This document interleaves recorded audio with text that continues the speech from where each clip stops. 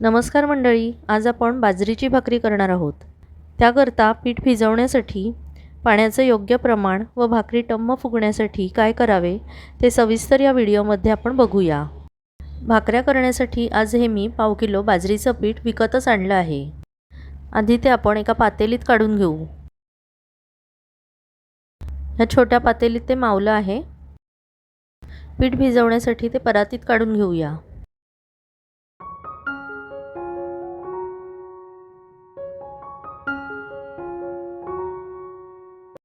त्यात अगदी थोडं चवीसाठी मीठ घालते आहे। मीठ व्यवस्थित मिक्स करून घ्यावे। ज्या पातेलीत पीठ घेतलं त्याच पातेलीमध्ये पाणी उकळत ठेवावे। बाजरीचे पीठ भिजवायला जेवढे पीठ त्याच्या अर्ध्यापेक्षाही कमी पाणी लागते। मी पाणी गरम करून पीठ भिजवते, पण बरेच जण गार पाण्यात सुद्धा पीठ भिजवतात। पाणी मापाने घेतले असले तरी सुद्धा एकदम ओतू नये। हळूहळू घालावे आणि गरम असल्यामुळे चमच्याने ढवळावे। या सर्व टिप्स नवीन भाकऱ्या करणाऱ्यांसाठी किंवा ज्यांना बाजरीची भाकरी करायला कठीण जाते अशांसाठी आहे। मी ही भाकरी करण्यात काही खूप एक्सपर्ट नाही, पण तरी आता प्रॅक्टिसमुळे चांगल्या जमायला लागल्या आहेत। आता हाताने पीठ चांगलं मळून घेऊया। आपण पीठ जितकं चांगलं मळून घेऊ तितक्या भाकरी छान होतात आणि चांगल्या फुगतातही।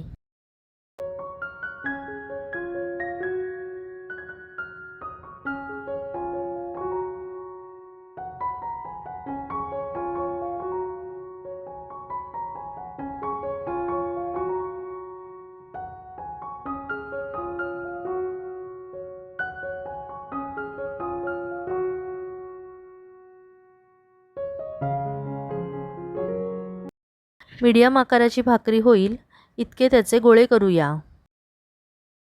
एवढ्या पिठाच्या साधारण 4 भाकऱ्या होतात। असे गोळे करून तयार ठेवले म्हणजे मग पटापट भाकऱ्या थापायला सोपे जाते।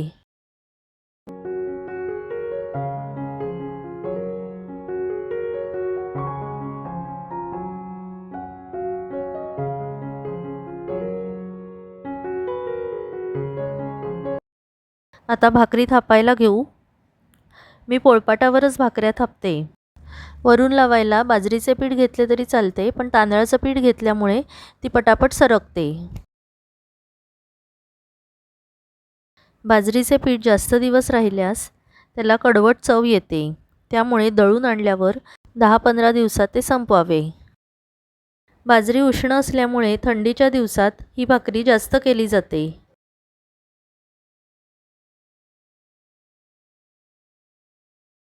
भाकरी थापून झाल्यावर खालची बाजू वर येईल अशा प्रकारे तव्यावर टाकावी।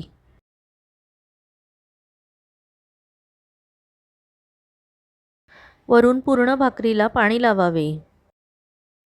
गॅसची फ्लेम मीडियम किंवा हाय ठेवावी।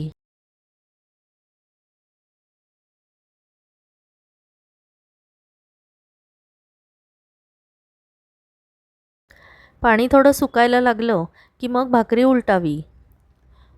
खूप जास्तही सुकू देऊ नये।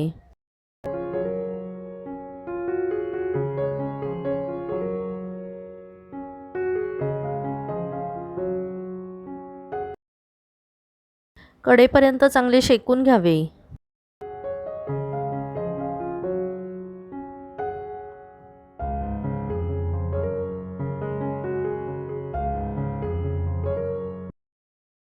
दोन्ही बाजूंनी अर्धवट शेकून झाल्यावर तवा बाजूला करून शेगडीवर भाजावे, म्हणजे भाकरी चांगली भाजली जाते। यावेळी गॅसची फ्लेम हाय करावी।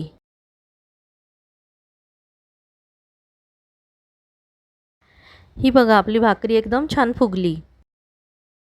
सर्व बाजूंनी व्यवस्थित भाजून घ्यावी, कच्ची राहू देऊ नये।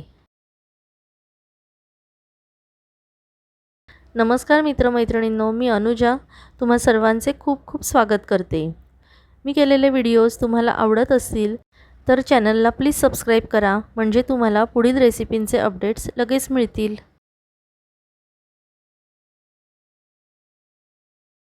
अशा प्रकारे आपली एक भाकरी भाजून झाली। आता अजून एक भाकरी करूया।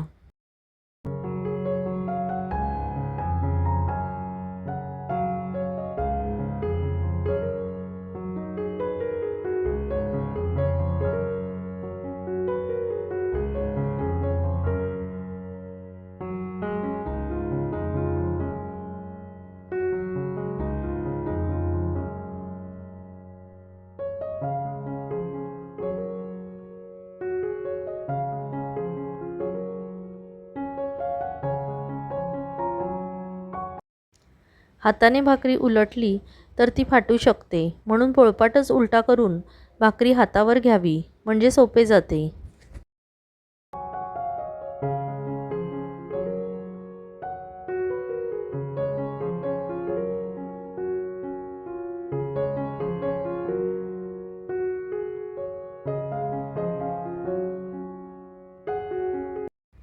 वरचे पाणी पूर्ण सुकण्याआधीच भाकरी पलटावी.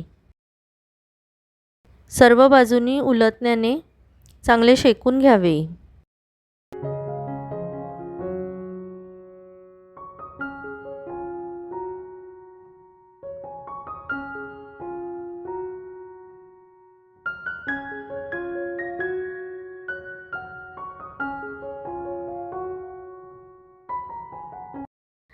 गॅसची फ्लेम हाय करून भाकरी गॅसवर चांगली भाजून घ्यावी.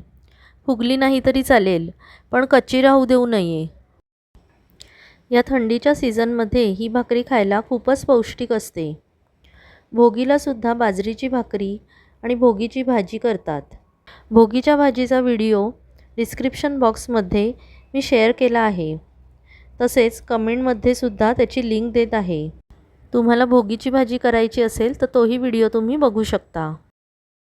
अशा प्रकारे बाकीच्या भाकऱ्याही करून घेतल्या. तुम्हाला आजचा व्हिडिओ आवडला असेल तर एक लाईक नक्की करा. व्हिडिओ शेअरसुद्धा करा. धन्यवाद.